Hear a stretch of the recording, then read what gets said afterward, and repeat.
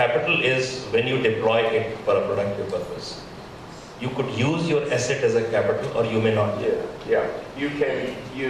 Yes, and we bank capital. We can bank human capital. We can bank all kinds of capital. Okay. All right. So we're going to take a break, and Dr. Goswami's going to transition in, and I don't know that I will be up here again today or not. But the next time that I am with you in a session, we're going to run through this. I'm going to go through the 4 levels of infusion of subtle energy. We've actually touched on all of them without calling them level 1, level 2, level 3, level 4. I'm going to do that for you, and then we're going to jump right to how to quantize, meaning the set of questions that we have in the book, that are barometers for you to ask yourself in whatever you're contemplating, whatever you're currently doing, how do I measure it? And does it measure up to the standard, so to speak, of infusing subtle energy or not? It's like branding. Everything we do is either enhances our branding, our brand equity, or detracts from our brand equity. Same thing with levels of subtle energy. Am I enhancing it, or am I banking more, or am I withdrawing more? Okay, which direction am I going? Okay, thank you very much. We'll talk to you later. Thank you. There is actually a difference between people. It's unfortunate that we have to acknowledge it, we have to admit it. Of course, we recognize genes, we recognize upbringing, so we say nature and nurture. That's the culture we have built under scientific materialism. And also in the West, generally speaking, after the 5th century AD, Christianity banned this concept called reincarnation. And because of that, only in very specific esoteric circles, the concept was around. The rest of the Western world gave up on the idea of reincarnation. In the meantime, in the East, the idea was also very distorted. Like the Chinese started the whisper that if you do bad things, then you are born as a cockroach. Now that's a very effective technique for keeping people ethical, or so you think. Really doesn't happen. But people thought that it's a good idea, just like in the Western world, Christians started telling that, you go to hell if you fire on brimstone, very hot, all that stuff. So these are crazy ways that we handle the idea of ethics. So the net effect was that nobody was taking reincarnation very serious. And then what happened was, in the West, there was a great doctor at the University of Virginia. He revived the idea by doing very painstaking research. And his research plus the Theosophical Society was established in the late 1886, that kind of thing, late 19th century, probably 1884. And this woman, Madame Blavatsky, she went to Tibet, and she was taught the importance of reincarnation from the masters. And so she revived this idea. So reincarnation became one of the components of the 3 teachings of theosophy. So that helped. But still, reincarnation was not getting the popularity it deserved. And then what happened, I already told you yesterday, what happened was that near-death experiences start coming into our midst because of advances in cardiology. That was a big breakthrough. And at the same time, the psychologist Androff was doing his holotropic breathing, and other people were doing similar experiments called rebirthing with people, breathing exercises basically, but with that specific thing in mind. People will regress to their childhood. And they started remembering all kinds of good stuff. The sum and summary of it was that part of the experience that they were having was before birth. So we have after-death experience and before-birth experience that clearly shows that death is not death. Death is not death, and birth is not isolated from before.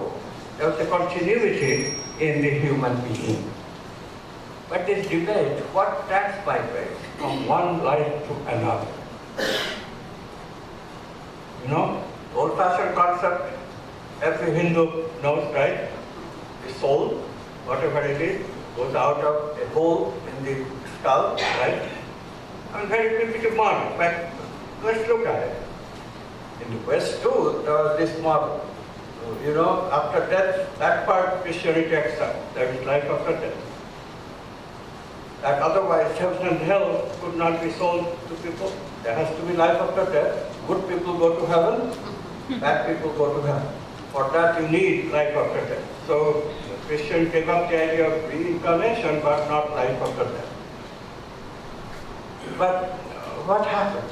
You die, the soul goes out, and then soul does a journey. So Christians said, well, soul goes to a place called purgatory and rest there. If there is doubt, if you are ready to go to heaven or not. The Hindus and the Buddhists and these cultures continue with the idea that soul travels and is reborn into another body. That's reincarnation. But what is the soul? And generally speaking, people romanticize. Soul is something, you know, it's like Hollywood movies or Indian movies, Bollywood, the same thing. You die, but you look exactly the same, except that you are a little shadow, and you can pass through walls. You can be in places that you are not supposed to be in the gross body. So the idea is that you have gross body, physical body, and then you have this subtle body. And then the subtle body survives, but subtle body looks exactly like the gross body.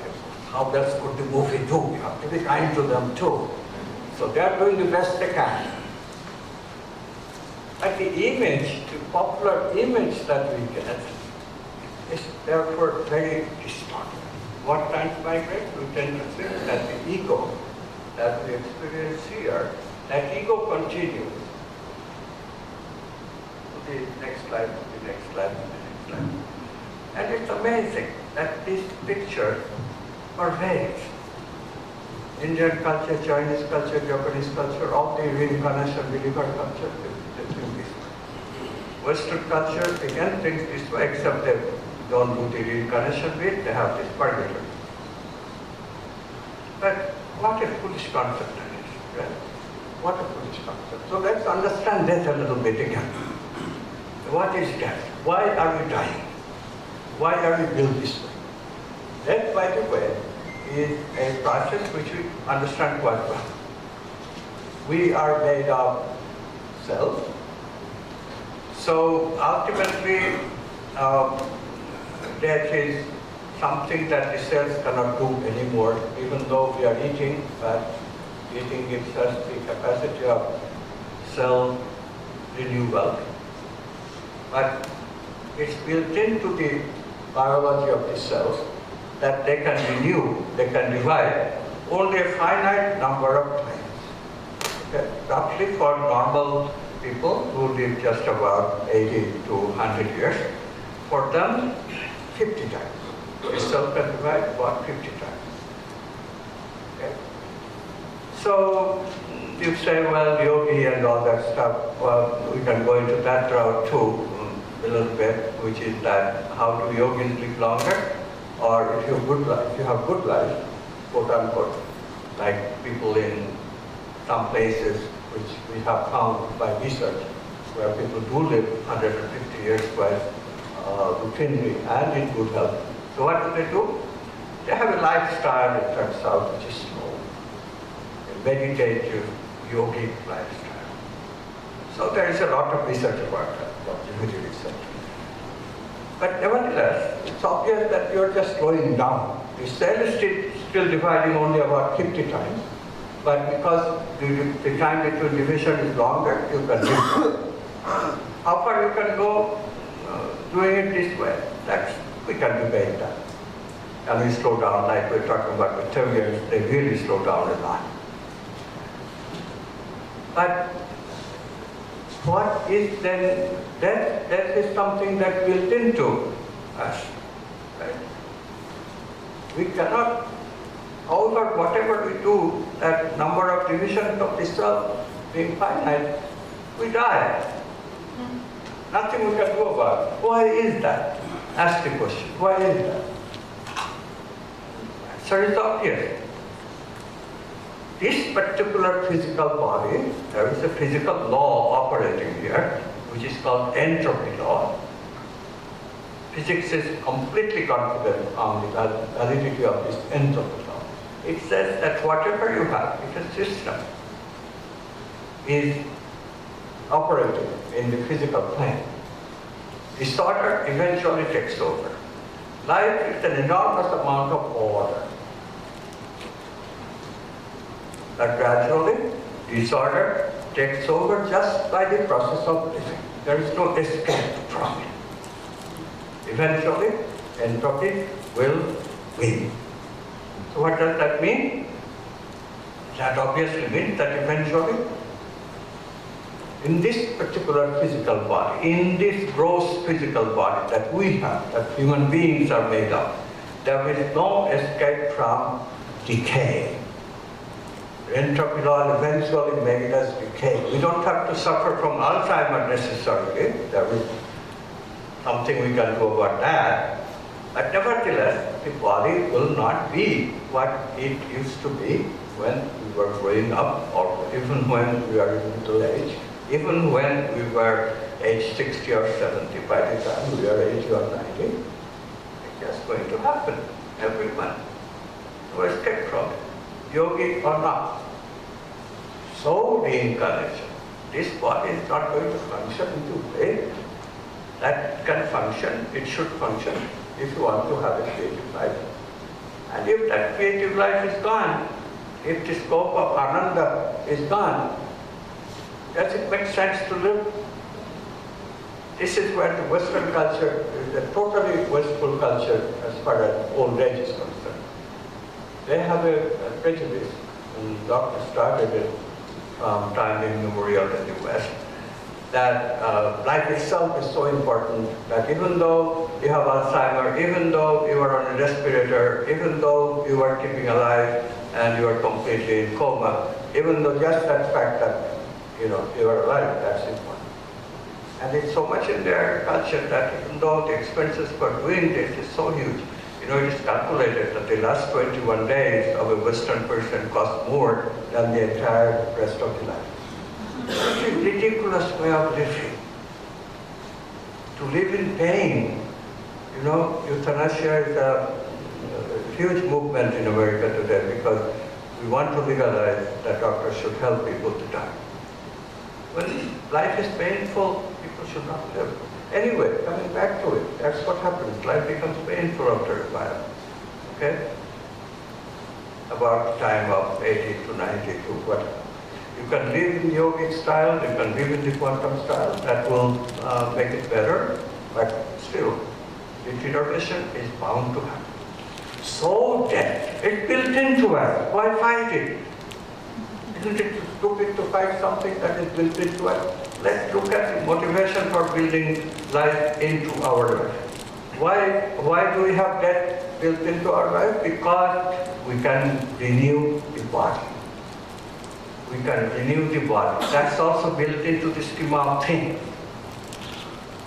And now we have evidence for it. All we have to figure out is what transmigrates. Obviously, it's not the ego, not the soul, because the ego has all this memory.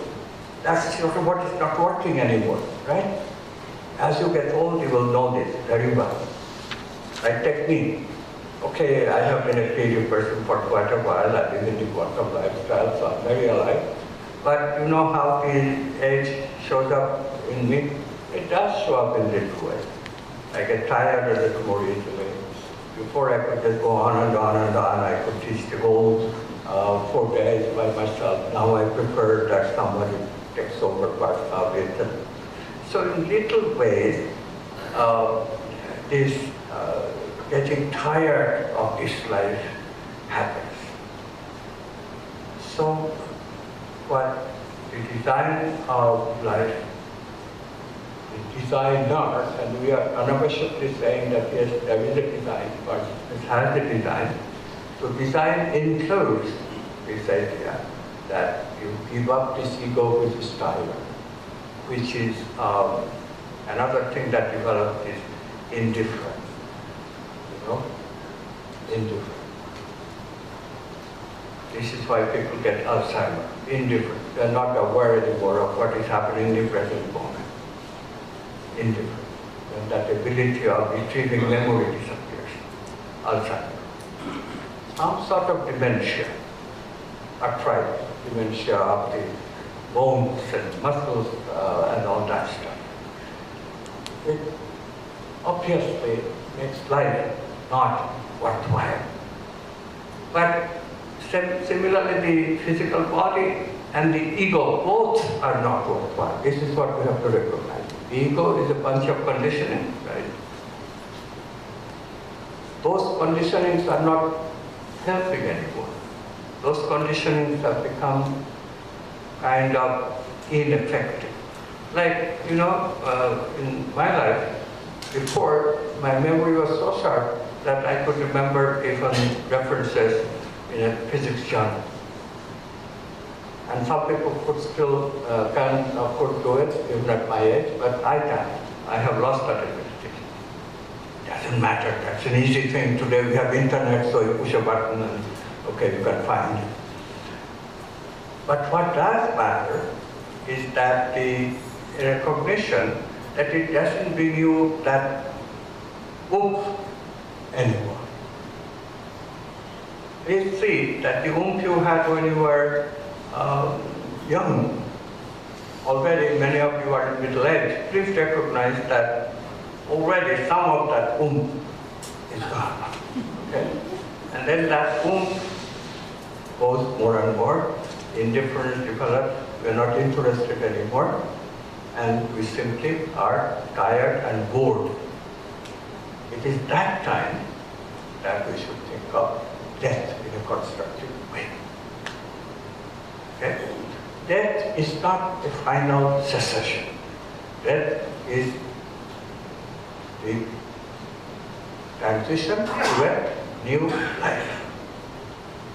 But again, if the ego is the problem, if the ego is the burden, if the physical body is the burden, we are changing physical body. This is what is very clear. What is not clear is that what is that transmigrates from this life into the other life. Now, okay, the olden day people who talk about reincarnation, they were very good. They were very good because they had intuition, they did theoretical work, they didn't have the ability yet of doing the empirical work that Stevenson, that University of Virginia psychologist did, which brought our attention to the phenomena in this time. True, but nevertheless, they were very, very good intuitive people, very good theoretical scientists. So they figured out a lot. And one of the things they figured, and that word has gone into the culture, and now it's also in the English dictionary, it's a popular word, it's called karma. Karma. But again, any word that is used and becomes popular, people will always use it according to their understanding of it. So some people understood meaning of karma, some people didn't. So there are a lot of meanings of karma. For example, some people think karma is a destiny. Something, your life is not working, and you say, which karma? My karma. My karma is to be like this. Why isn't it that why is it that you are unhappy? It's my karma. The Indian answer is, I don't have to do anything because it's my karma not to do anything to change my life. It's by destiny. Karma is used that way. Is it that way? Don't shake your head that easily. How do you know? It could be. That's the problem. So when you philosophize, you really cannot tell if that is the way. And then the Buddhist word is samskara. It's more clear there. It's not an ambiguous word. Karma is an ambiguous word. Because karma means work, karma means destiny, karma means also patterns of habit. So which one is correct? But samskara, Buddhists did a lot of cleaning up of the Hindu philosophy. That was Buddha's objective. Buddha was a real scientist. So he cleaned up this word also. Karma? No. Samskara. Samskara means a very straightforward thing. It's just the conditioned pattern of life. The conditioned patterns that you live.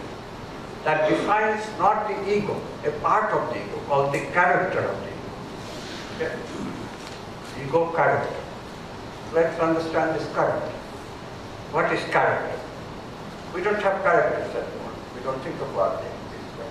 We have to reintroduce in our psychology words like character. In the olden days, we had character. People had a sense of, a concept of honor. I am Amit because I have the character of Amit, and my honor depends on preserving or acting according to my character. In the Bhagavad Gita, Arjuna is very nervous. He doesn't want to fight because, fighting is a lot of work. He has to kill all these people, some of them he loves and he fears. He doesn't want to fight. Very nervous. Anxiety neurosis. Major dosage of anxiety neurosis, right? So Krishna is a great teacher. What does he say? Arjuna, you are a Kshatriya. Your character is to fight. How can you not fight? Right? Now, in those days, if you talk like that, people listen. People listen. Yes, it's my character, so I have to fight. Arjuna gets back the courage. Especially when he understands that there is a way of fighting where karma doesn't build. What does that mean? We'll get into that later. But please remember this. Dialogue between Krishna and Arjuna. It will come back many times in our discussion this morning because it's a wonderful, wonderful title to understand what goes on in a human life. What is it that we are doing? That's what Bhagavad Gita is about, and that's what quantum worldview is about. Because now it's all scientific. Quantum physics gives us the answer in a scientific, mathematical form that we can trust. Bhagavad Gita is still philosophy. You can say, well, okay, did it really come from Krishna? Who is Krishna anyway? All this depends. But quantum physics you cannot debate. You can mathematically prove some of these things that will be claiming. Okay? So, what is character? The samskara that Buddhists introduced in the vocabulary is samskara as a pattern of habit. Character goes just a little bit more elaboration of the pattern of habit. Because when it's a pattern of habit, we sort of think that, okay, we have, habit. And we don't, the word habit does not have good connotation, right? If it's a habit, you don't think of good habits. There's also good habits, bad habits, but you sort of feel that, oh, habits are, kind of a limitation. No, not at all. Habits are the character. Habits can be good and habits can be bad. But habits, the pattern of habits that we have, that is necessary to fulfill whatever creative work that we undergo. Think about it. Creativity requires, we didn't go through this because we didn't talk much about motivation. That was not the time. We just talked about the process. But who goes into the creative work? What does it take? Think about it. It takes the ability of focusing. Right? It takes motivation. Right? It takes a lot of energy, perseverance. It takes endurance. You will fail many times. before you succeed. Right? All these things. It's a good habit. Character. Now the character will also be partially determined by this natural build-up of the human body and brain. We have talked about this negative emotional brain circuit. You cannot forget them. So how they influence the character? How do we deal with negative emotional brain circuit? That too is part of the character. A big part of the character becomes, okay, in the negative emotional brain circuits, not all of them bring misery. There are also circuits which are quite different in nature, like we call them pleasure circuits. Some of the negative emotional brain circuits bring suffering immediately, like anger, jealousy, envy, those things. But there are also parts of the negative emotional brain circuits that are very pleasurable. For example, lust. It can lead to pleasure. Of course, too much pleasure gives eventually suffering, but immediately speaking, pleasure is wonderful. Endorphin molecules, we know that. So how you use this negative emotional brain circuit is a major part of the character. So what kind of character should a human being have? This is a very, very good important question. And then question arises, if character is samskara, then in Buddhist theory, Hindu theory too, because they just use the word karma, unfortunately, but maybe karma is samskara. We take that view. Please stay with me. You don't have to change your view of what the word karma means. I don't want a big debate here. I'm just saying, let's say momentarily that they both mean the same thing, character. So karma, samskara, character, this is the stuff, let's say, that goes from one life to the other. Why does that make sense already? Because look, the ego has a storyline. Obviously, I don't want that storyline anymore. That storyline has become tired. Amit was a wonderful scientist at one point, but at 90, he would not be that way. And therefore, why should I live as Amit again in the next life? No, I give that up. Right? That makes sense. So storyline I will not keep.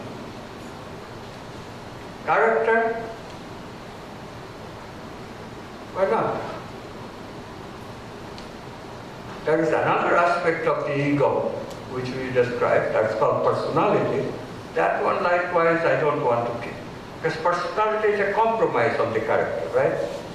I meet you and I feel that I need to, like yesterday we had a big debate about bribery and all this stuff. Character. You are compromising the character in terms of, well, if you interact with the government, you have to bribe.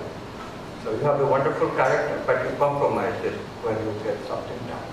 So we concluded that if you have to be a businessman in India, you might as well get used to the fact that you compromise your character and develop a business persona. And that business persona gives bribe. Okay, it's a compromise. But do we want to take that part to the next slide? Think about it. That's not the ideal, and that's why we had debate. Many people didn't like the idea that you have to compromise your character and give bribe when you are dealing with business. Right? So again, that part we don't want. The part that makes sense to take with us is this very carefully cultivated patterns of habits that we have built, partially to get things done, to be creative, and partially to combat, balance, harmonize this negative emotional range. Okay, make sense? So let's see. So this is the Hindu theory and the Buddhist theory. They just came from common sense. The intuition comes if we just think about what we want, what we really desire. We don't want to give up on the character that we build because we know how hard it is to build a character. I was talking about love yesterday, this seeing the other as the other. It took me better part of my life to finally get there.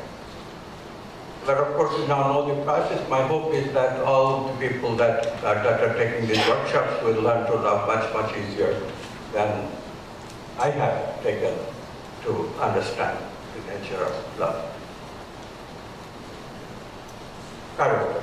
But that's a character. The ability to see another person in his or her own right, to give honor, to give respect to everyone in our relationship, that's character. I don't want to give that up. It takes so long. Think about it.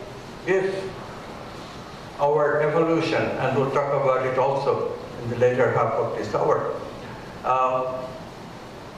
if our evolution says that evolution is purposive and its purpose is to explore the archetypes and make representations of these archetypes, a society in which there will be more love, more beauty, more truth, more abundance, right? More justice.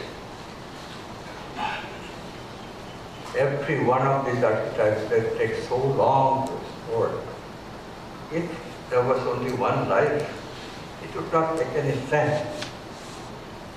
So if you take the one life theory, immediately get disappointed because there is just no time to investigate these wonderful archetypes. And you have wasted all this preparation that you have done. You have built a character, but then you run out of time. So the design of life, Hindus and Buddhists thought that the character continues to the next one. Make sense? So let's see. Yes, please.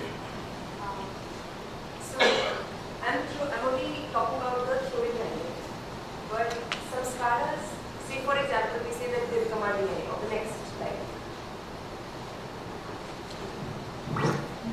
Okay.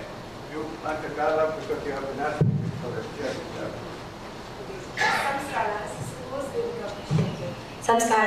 Suppose they become, we say the next life selectivity. Like we have some samskaras which are predominant, some that are light. And I'm sure we'll discuss reincarnation later, but is there a sense of selectivity in it? And is there a filter? So the Hindu theory also have the selectivity built into it. Let's cover that a little bit later. Okay? Would you mind?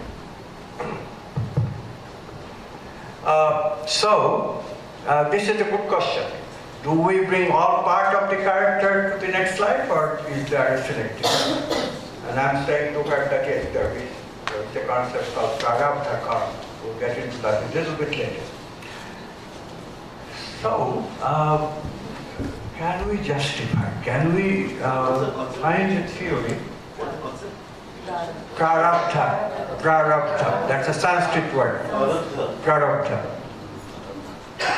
Let's write it down. This is an important concept.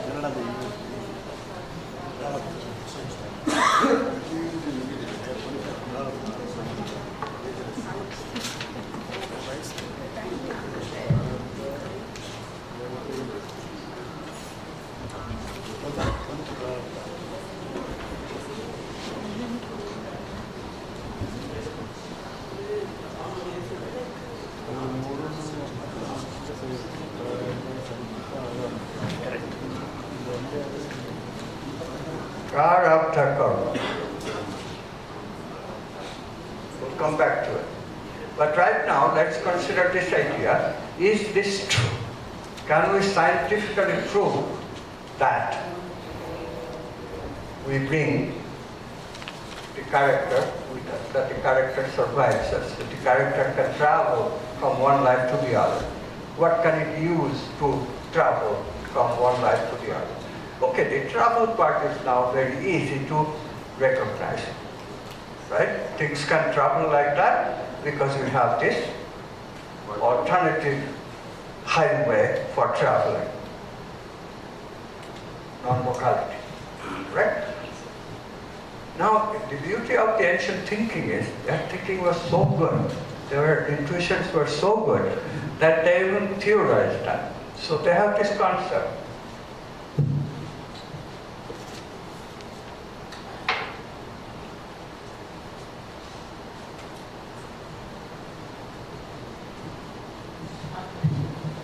called Akashic memory.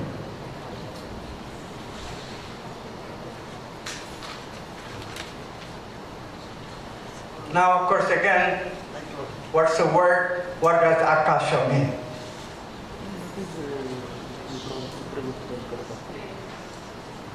If you are an Indian, you know your Indian language.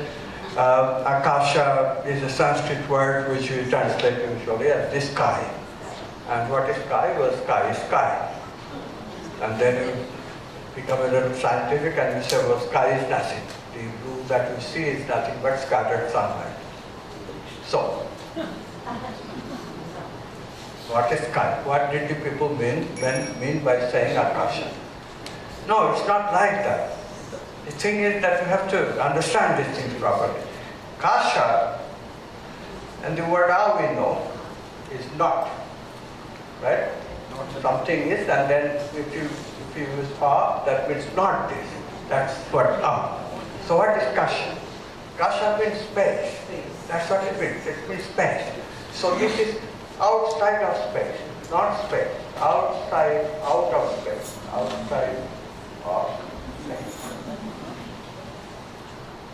So we recently have theory of relativity, which says space and time are all intertangled, so obviously it's outside of space and time. Akasha means outside of space and time. So the ancients are saying that memory, there is something called Akashic memory. Memory that resides not in space and time, but outside of space and time. Not bad, you know? Do we have such evidence of Akashic memory? Yes, we already have talked about it. We have, of course, the personal memory, which is the Freudian unconscious, right? Personal unconscious. All these memories become possibilities for consciousness to choose, and that's the part which forms the subconscious, personal unconscious. But then we already have talked about Jungian concept of collective unconscious. That does not come from the brain. How do we know that collective unconscious exists? We do know, because near-death experience, those people remember images. They don't have the brain anymore. So where do these images coming from? What are they remembering? So today we have the evidence, empirical evidence, that yes, collective unconscious is real, it's true. It's not just we see dreams with these collective images, but we also have this direct proof that even without the brain, we can have the experience not of the personal memory, but of the collective memory. Where does collective memory reside? It must reside outside of the brain, right? And then it's easy to take the next step and recognize, well, if it's not the brain, it's got to be outside of the material world altogether. Akasha. It's Akashic. Okay? So from that, it's just another bridge step to recognize that maybe what we're talking about, this character, is also Akashic memory. Okay? But let's see if we can prove it in the quantum physics. Would you mind taking a little bit of mathematical journey? Sort of. I'm just kidding. Yes, But sir. I won't do the mathematics, but I will tease you with the story of how we came. What happens when we learn something? What is learning? Learning can be looked upon as two ways, right? One way of learning is just simply learning as information. And today's kids, we are making a major mistake in teaching them just as processing information, because the major theory of the naturalist is that world is just information. When we become good at something, then we see the world which will promote only that we are good at. Abraham Maslow used to say, if you have a hammer in your hand, you see the world as nails. So these IT people, computer people, cell phone people, information technology people, they look at the whole world as information. So then you get one type of learning. Gregory Bateson, who looked into this process, he called this the learning of level 0. Base learning. You're not really learning anything, you're just getting acclimatized with a language that you can retrieve very easily. This is why learning has disappeared in our educational institution, because all you learn is how to retrieve things. You learn to use the internet. You learn enough so that you can push a button, Google it, and information comes back. That's one type of learning. But then there is a little bit more learning, and then there is a level of learning which is a learn to learn.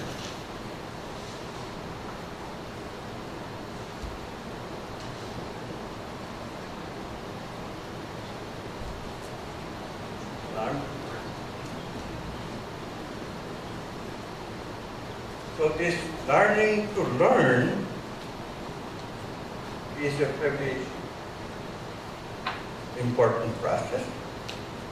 But even before that, the level 1 learning, this is level 2 learning. And then level 0 is information.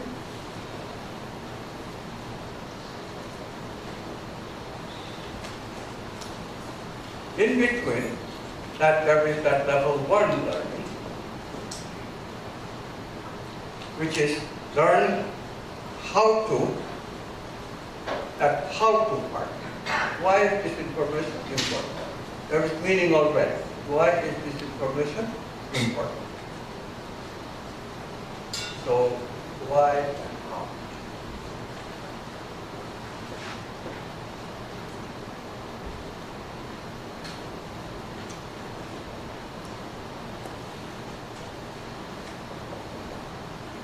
So, in terms of this, meaning. So, we have information to meaning, and then this learning to learn. This is where that we have transformation. So, the whole progression of learning, whole progression of education should be information, meaning,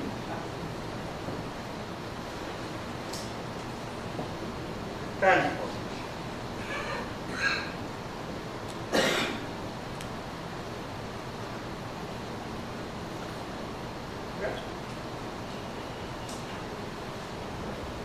Only this part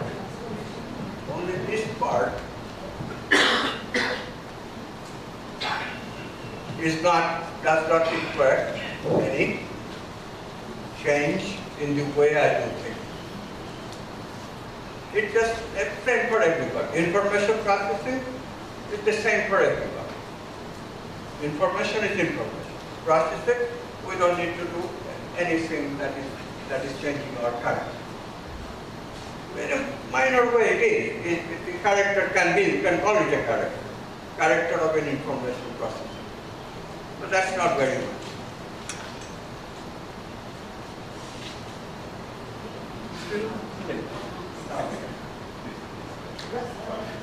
So whatever helps from, we are certainly processing learning. It's what we call learning.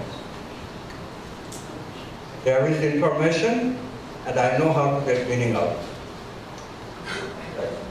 There is information, I know how to get meaning out of it, and the character comes in. Why? Because there's a personal way of getting meaning out of it. The way you get meaning out of it will not be the same as the way I get meaning out of it. See how character is? So you have the way of getting meaning out of it that makes you an artist. I get a way of meaning out of it that makes me a critic. Okay? We both are processing information. Like I have a way of life that gets information in a certain way, that's my character. You, on the other hand, get information in a different way, different character. Got it? So, contextual way of looking at life?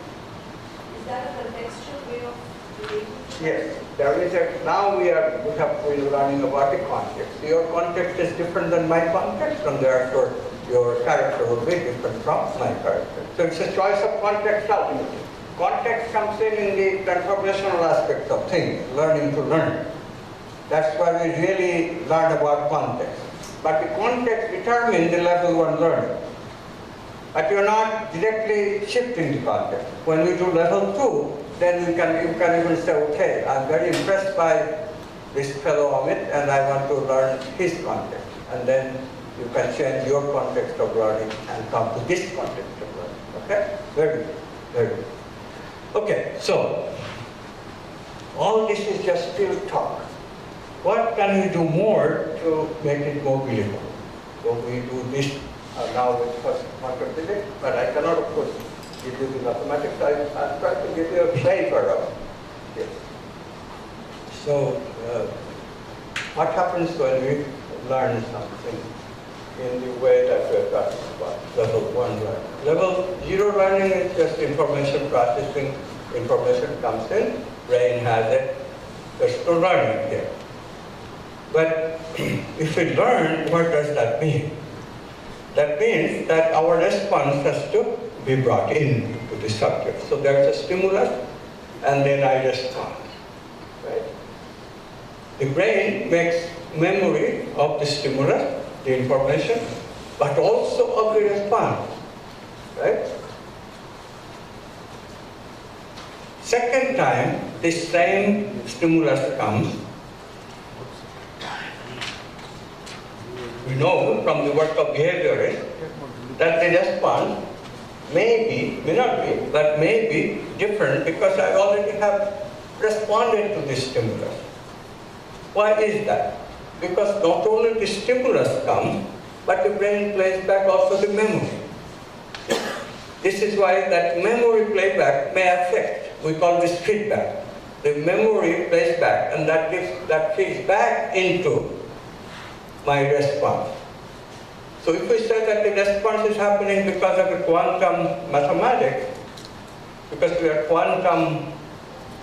a quantum brain that controls our perception and all that, that's the way we perceive, that will depend a little bit, at least, on the memory playback. How do we theorize it mathematically? We put in a feedback in the quantum equation of movement. There is a stimulus, there is a quantum mathematics in my brain, quantum equation of movement. Before, there is only the effect of the stimulus. But now, there is stimulus and also the memory of the stimulus, the feedback. Now, quantum equations are actually very easy equations to solve. They're called linear equations. Mathematically, they're extremely simple set of equations. Not extremely, but simple, relative. When you put a feedback, these nonlinear equations, we call them nonlinear equations, and they become very hard to solve. The linearity is gone.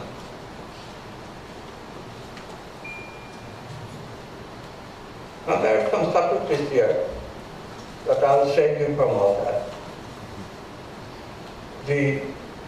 What I went through was just so heart-wrenching because I was very heartened by all this analysis that I did, that I just shared with you, all this Hindu stuff and all this what makes sense and conditioning, all that stuff, character. So my intuition was that there should be something in the physics.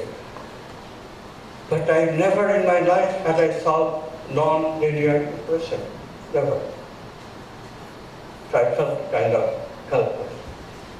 So I was, in those days, I used to really play with do a lot. So my plan of strategy, Jim talks about strategic planning. So my strategy was to work in my office in the morning, serious work, and then in the afternoon, I would sit in a place surrounded by glass. It was called a fish bowl, because it looks like a fish bowl. And I would sit at a window table with a big, tall glass of Diet Pepsi, and I would take 2 hours to drink that huge glass of that, just page out with a notepad in my front, and just let the mind do whatever it does. Be time. So that particular day, I'm sitting there and must have been looking kind of gloomy, because this voice calls me out, Amit, why are you looking so gloomy? So I just blurt out, how can one be happy when one has a nonlinear equation to solve? So he picks up my notepad. He's a student, graduate student of physics at the University of Oregon, Mark Mitchell. He just picks my notebook up, and there is the equation. He looks at it for a bit, and says, I can solve it. You can solve it? Wow. I'm greatly heartened. I said, oh, by all means, take the equation with you. He said, I'll solve it tonight, I'll bring it to you tomorrow. So tomorrow, I wait, he never shows up. So again, I get very disappointed. One more case of youthful enthusiasm within the dust. Happens many times in the life of a professor, many times. But very disappointed. But next day he shows up and he has a solution. So we work with the solution for a while, then we find that it is very workable. So I'll tell you the net result of it. It's fascinating.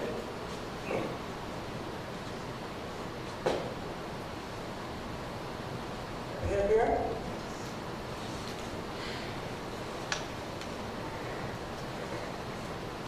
Remember this? So we say that there is a lot of uncertainty in electrons' behavior. It's probabilistic. So position, probability, and position. Lots of position, right? This thing is called the uncertainty position. So within that uncertainty, lots of probability, but electron can be here, electron can be here, or here, or here. Most probable is here, where I release the electron. Okay, so all this is just wonderful quantum behavior, possibility. So quantum wave is the wave of possibility, right? And then we are feeling this feedback in the electron equation. And we are solving it mathematically. What we found was that the more we give feedback, the more restricted becomes electron freedom to operate. Now it has a lot of freedom, the entire uncertainty. It gets smaller and smaller. The uncertainty in electron behavior becomes smaller and smaller the more you feed back the past memory. In the limit that you have infinite feedback, in other words, I have seen this stimulus many times before and responded, in that limit, the behavior becomes like this. All the way to this kind of mathematical function, there is a name for it, I won't bother you with it. But this is the important thing, that instead of that bell curve, now we get a straight deterministic curve. Electron always appears in the place that I want it to appear, or the electron is habituated to appear. Electron has developed a particular way. This is what learning means. The probability is 100% that you will respond this way and not that way. Okay? This is what the character is based on. So what we call the behavioral ego, what we call conditioning, conditioning actually is the mathematical result of the change in the brain's probability calculus. Probabilities are now more weighted towards that which has been the conditioned response. So what does reinforcement do? When you reinforce, probabilities become bigger and bigger in the desired response that you want. You are trying to teach a kid. You want him or her to respond whenever you say 2 plus 2. The child must say 4. That's what you are trying to teach. So how do we create that? We respond, we reinforce, and that result of that reinforced response is that you've gotten this. Eventually, the response is always to +4. That has been conditioned. Even a rat can be conditioned that way. We have a Y maze.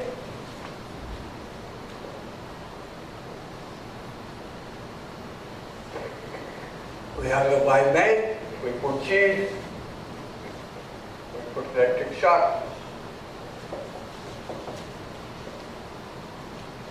Right? Very soon, rats will all nobody will have it. Now the rat has been conditioned to find the cheese. What is that happening? The brain equation of movement, quantum equation, has been changed from a probabilistic description to a Newtonian deterministic description. We have lost the freedom. This loss of freedom is the kind. The loss of freedom is the ego conditioning, the behavioristic aspect of it. But do you see what happened? What is the ordinary model, brain model for conditioning? The brain model for conditioning is very different.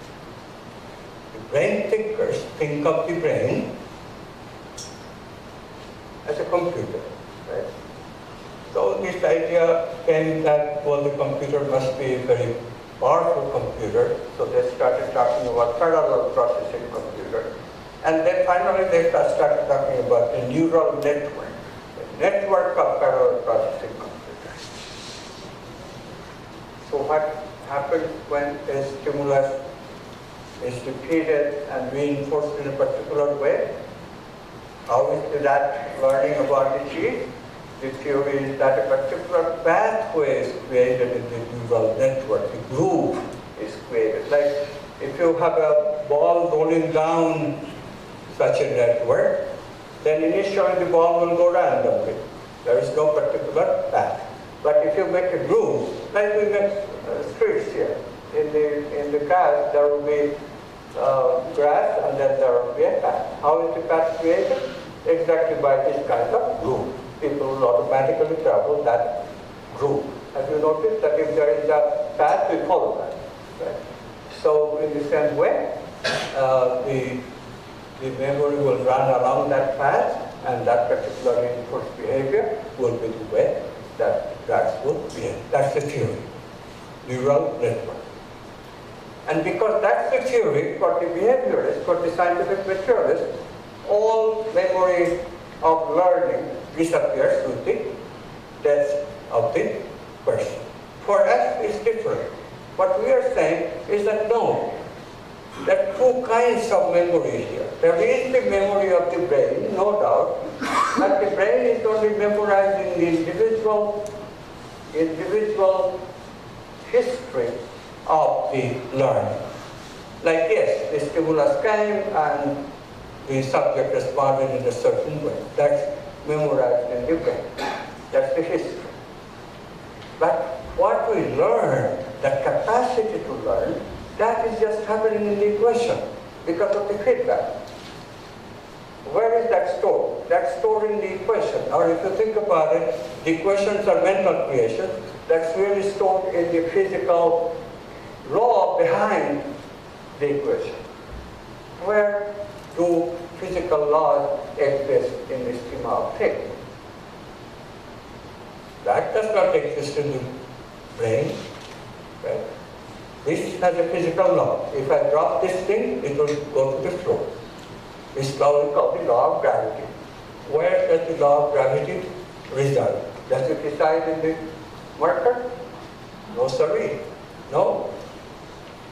Right? There is no program here for the marker that says that it will fall to the ground, fall to the ground. No. No program. The program is where? In the akasha, outside of space and time. That non-local consciousness. That's what the program is, which we call the law of gravity. Same thing. The modification of the quantum equations of movement is akashic memory. Right? Yes? Amazing.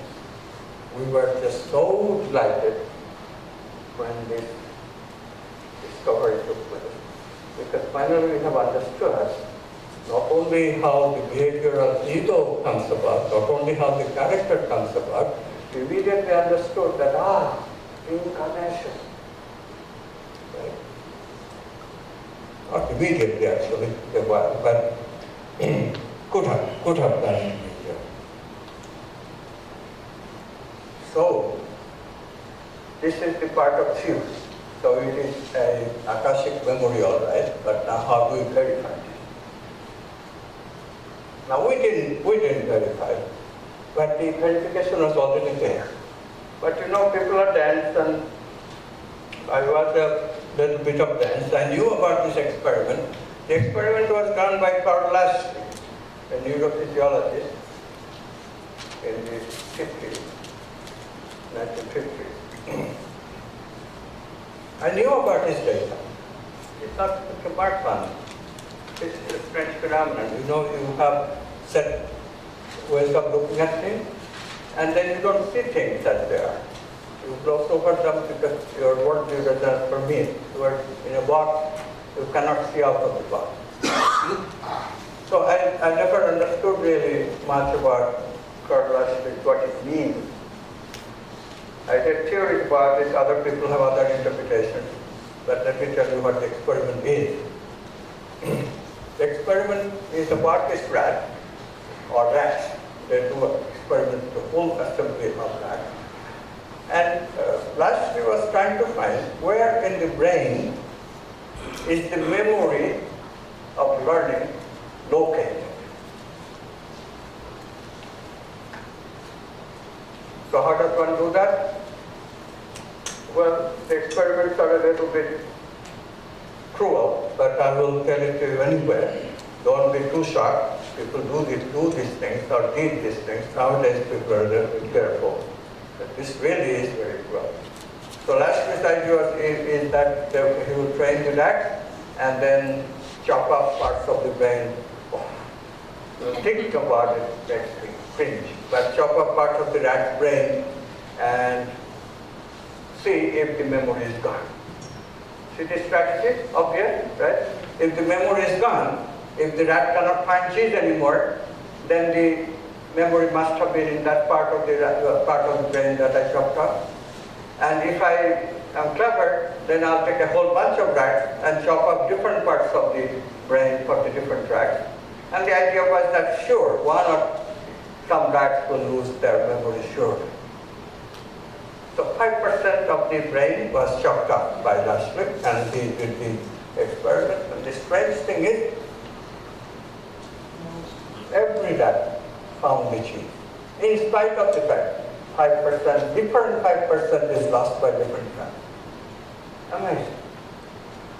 But Lashley was a determined fellow. He said, okay, 5% doesn't do it, maybe the memory is distributed in the brain, maybe it's not just 5%, but maybe it's 10%. So 10% is chopped off. All the rats find the cheese. So Lashley went on, very persevere. 20%. Eventually 50%. That's the limit, because after that, that just died. 50%.